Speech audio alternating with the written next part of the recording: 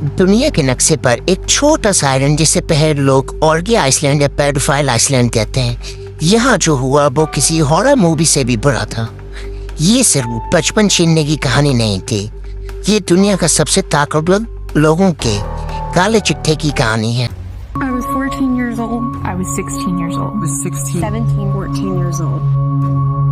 This is me. This was me. This is me. When I met Jeffrey Epstein. This is me when I met Jeffrey Epstein.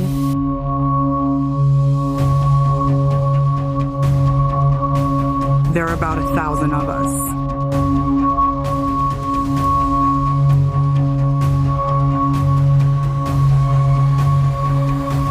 It's time to bring the secrets out of the shadows. It's time to shine a light into the darkness.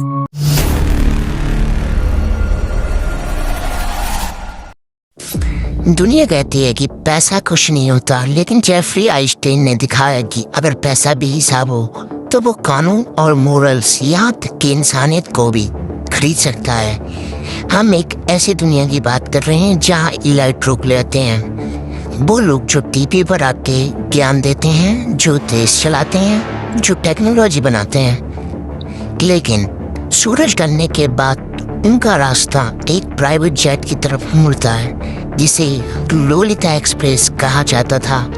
मंजिल एक सुनसान Iceland जहां कोई कानून नहीं पहुंच सकता था। एप्स्टीन फाइल में कई बड़े नेम थे, जिनमें से एक Bill Clinton, Donald Trump, Prince Andrew, Bill Gates, Stephen Hawkins, Elon Musk, Kevin Spacey, Naomi Campbell, Lex Wexner, टूट ब्रेक, डेविड कॉपरफील्ड और क्रिस टक्कर का भी नाम आता है।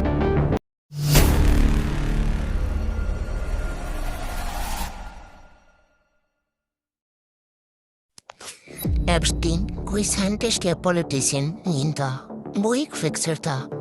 उसका काम था अमीर लोगों के पैसे को मैनेज करना, लेकिन उसका असली हुनर था नेटवर्क बनाना। उसने दुनिया के सबसे बड़े लोगों को एक ऐसी चीज दी जो उनके पास नहीं थी, एक ऐसी जगह जहां वो अपने सबसे गंदे राज छुपा सकते थे। एप्स्टीन लड़कियों को मसाज और करियर के बहाने देकर बुलाता था। इनमें से कई माइनर थीं, लेकिन ये सिर्फ एक गंदा धंधा नहीं था, ये एक इंटेलिजेंस ऑपरेशन की तरह था। एप्स्टीन ने अपने आइसलैंड और मैंसन में सीक्रेट कैमरे लगवाए थे। जब कोई बड़ा पॉलिटिशियन या सेलिब्रिटी उस दलदल में फंसता था तो एप्स्टीन के पास उसका सबूत आ जाता था। अब वो बिलियनर उनके लिए सिर्फ दोस्त नहीं, उसका मालिक बन चुका था। इसी को कहते हैं हनी ट्रैप।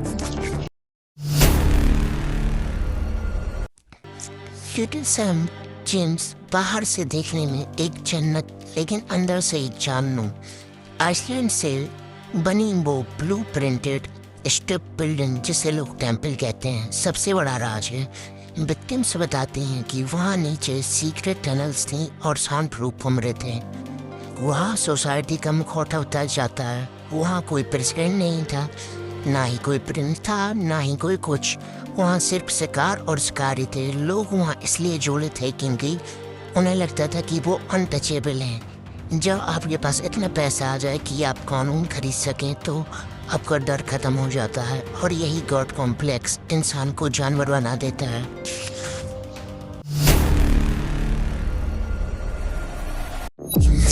ये सिर्फ एक क्रिमिनल की कहानी नहीं, ये हमारी सोसाइटी के लिए एक वार्निंग है। जब पैसा कुछ ही हाथों में सिमट जाता है तो वो डेमोक्रेसी के लिए खतरा बन जाता है। एप्स्टीन के पास इतनी पावर थी कि उसने 2008 में एक बार जेल जाने के बाद भी एक सूथा डील कर ली कि वो दिन में काम करने बाहर जाता और रात में जेल में सोता।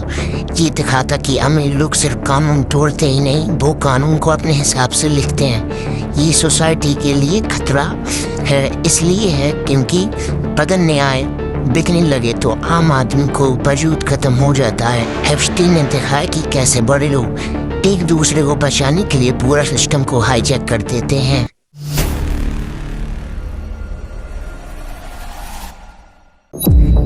एप्स्टीन जेल में मारा गया, लेकिन उसका ब्लैक बुक आज भी जिंदा है। 2026 में खुला रहे नए पन्ने बताते हैं कि ये जाल कितना गहरा था। कई लोग पूछते हैं क्या ये सब सभी खत्म होगा। सच तो ये है कि जब तक सवाल करने वाला कोई नहीं होगा तब तक एप्स्टीन पैदा होते रहेंगे। ये वीडियो सिर्फ इन्फॉर्मेशन के लिए